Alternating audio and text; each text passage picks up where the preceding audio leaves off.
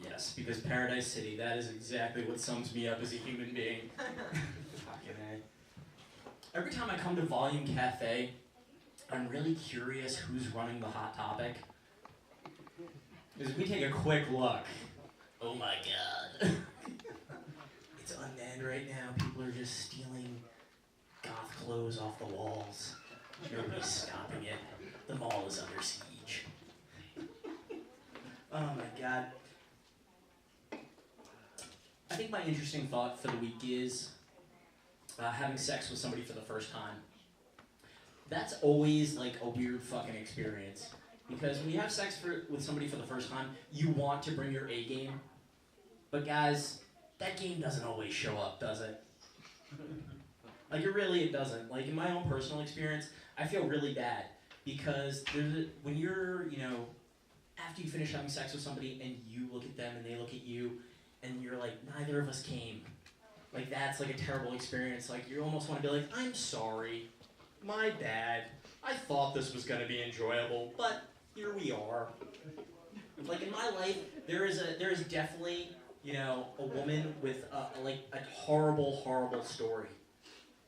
It's like, he came too quick and on my clothes. Ugh, like that fucking exists somewhere. And I hope like she doesn't repeat that to anyone, but for me on stage it's fun. And I think the really funny thing about that is, guys, we know no matter how many times like you've had sex with a girl for the first time, when you go back to your friends, you were telling the biggest lie story you've ever told in your life.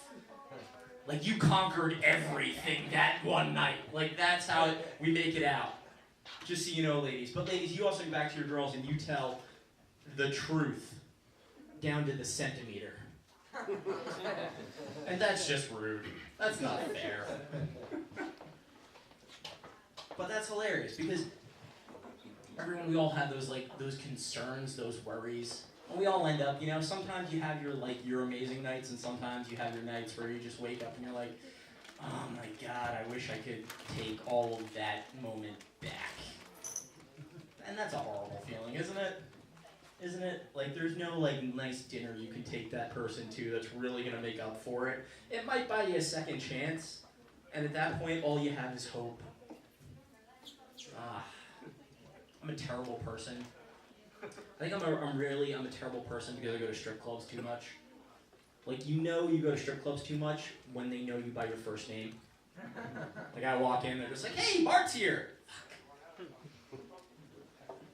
And the real reason that's terrible is because when you go to a strip club, you're looking for a certain sex show. Like you want to get into the moment, And that's really tough when a girl walks up to you and says, "Hey, my name's Candy," and you turn around and you're like, "Shut up, Alyssa. I was at your house last week. I know your husband and I've met your kids.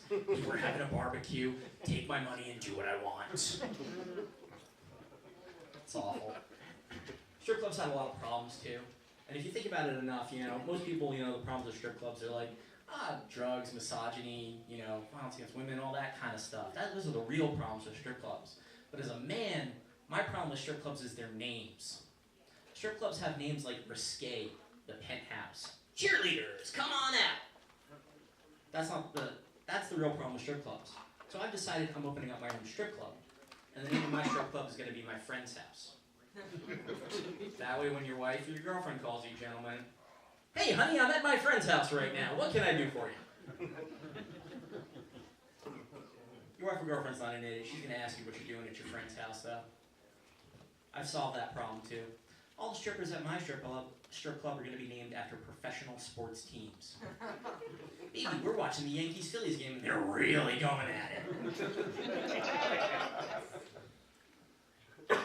That's the end of that joke. So the next thought is just going to be something completely different. I don't have segues. Fuck that shit.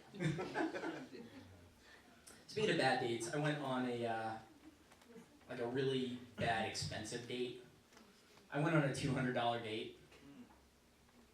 You know what you get for a $200 date? Anal.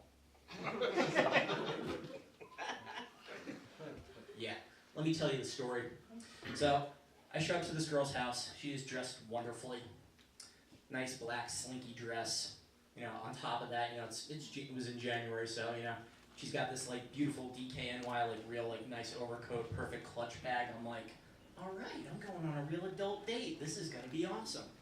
We end up going to this place in New Brunswick. I was up in North Jersey, and the place is called Old Bay. If you're ever in New Brunswick, recommend it. Great Cajun steaks, awesome blue claw crab meat, perfect sauce. We get to drinking, end up back at her place. Now, there are certain expectations that we all have of other human beings when we're going back to their place, right? Yeah, the lights work, everything's semi-clean. She opens her front door, and the first thing that hits me in the face is the smell of cat piss. I realize things have gone horribly wrong. Beauty is forged in the bowels of hell. We're walking up the stairs, and there's crunching underneath my feet. Like I'm walking on Cinnamon Toast Crunch cereal. Like that kind of like sound, right? Dad thinks. Go up the stairs, around the corner. Here's the living room. There's a couch that I believe is tan. I go to sit on the couch, but after the crunchy feet, I'm like, I'm gonna give it a swipe. There's about a 1/4 inch of cat hair on this tan couch. Turns out the couch is blue. I am not sitting on this couch. So I'm like, okay, fuck this.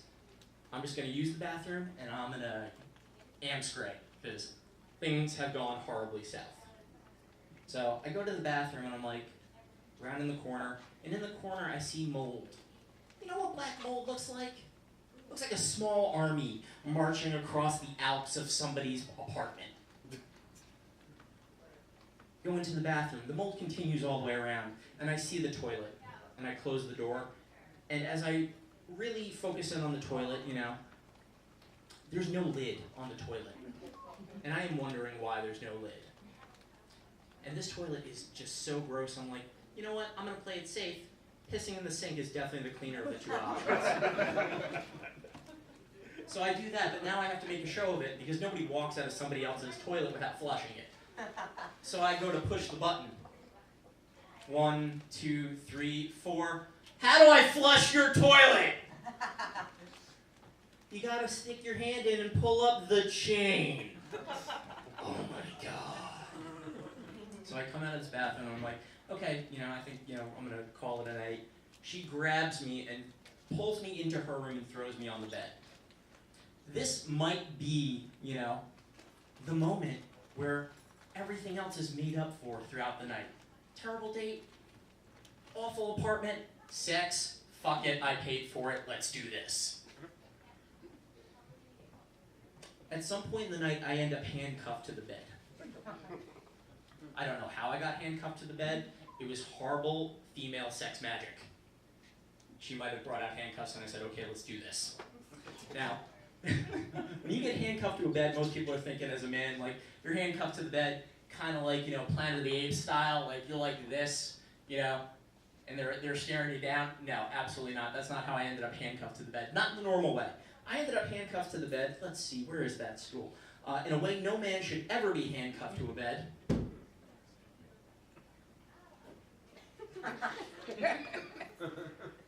Like this. But in my mind, I still have hope. I'm gonna get my 50 Shades of Grey shit on tonight. Yes! There might be a paddle involved. Yes! Ooh, it's gonna be good. Maybe she'll suck it from the back. Woo! I'm still in a good mind space. And then in my ear, she just whispers, "What's your safe word?" What?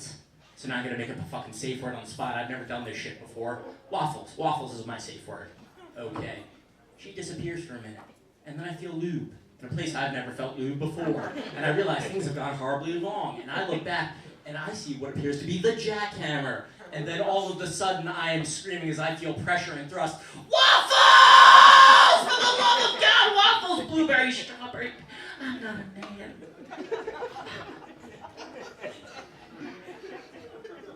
And as if to add insult to injury, the voice of God came through that apartment wall and said, "Bitch, make that man some motherfucking waffles." And I learned that on a $200 date, you get anal. It's not the anal you wanted, it's not the anal you asked for, but it's what you get. Ladies and gentlemen, my name is Bart. Have a good evening.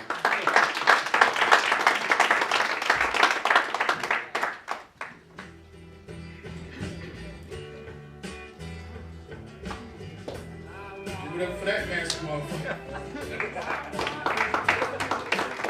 I got an story too. Ended up with me washing my dick off in the handicap sink in the bowling alley bathroom. It's pretty nasty.